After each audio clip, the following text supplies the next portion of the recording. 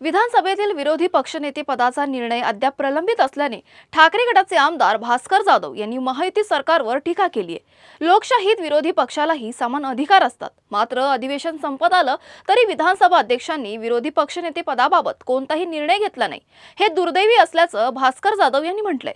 त्यांच्याशी बातचीत केली आहे आमचे प्रतिनिधी संतोष मोरे यांनी। पाहूयात। शिवसेना ठाकरे गटाचे नेते भास्करराव जाधव आपल्यासोबत आहे। भाऊ, विरोधी पक्षनेते ह्या अधिवेशनात पद देखील भरण्यात आलेलं नाही आहे। सातत्याने ठाकरे गटाच्या वतीने मागणी करण्यात येत होती। असं आहे की या सरकारचा लोकशाहीवर विश्वासच नाही, या सरकारला लोकशाही मान्य नाही, म्हणून ते विरोधी पक्षाची कुठलीही बाजू ऐकून घेत नाही आहेत, विरोधी पक्षाच्या आमदारांना निधी देत नाही आहेत आणि त्याचबरोबर विरोधी पक्षनेत्याची निवड ही लोकशाहीमधली एक प्रक्रिया आहे।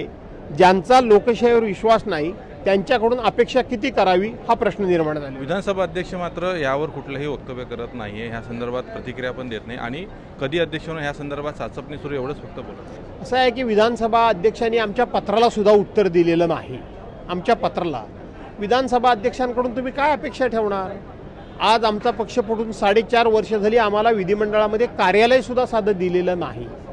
त्यामुळं जे लोक पक्ष म्हणूनच तिथे जर बसले असतील त्यांच्याकडून अशा पद्धतीने विरोधी पक्षाचा सन्मान राखण्याची अपेक्षा करणं योग्य नाही। शेतकऱ्यांच्या मागण्यासाठी ठीक, एकंदरीत शेतकऱ्यांच्या विरोधी पक्षाच्या संदर्भातला जे पद आहे त्या संदर्भात सरकार कुठल्याही पद्धतीने गांभीर्याने नाही असं वक्तव्य भास्करराव जाधव यांनी केलेलं आहे। कॅमेरामन दत्ताचा संतोष मोरे, मुंबई।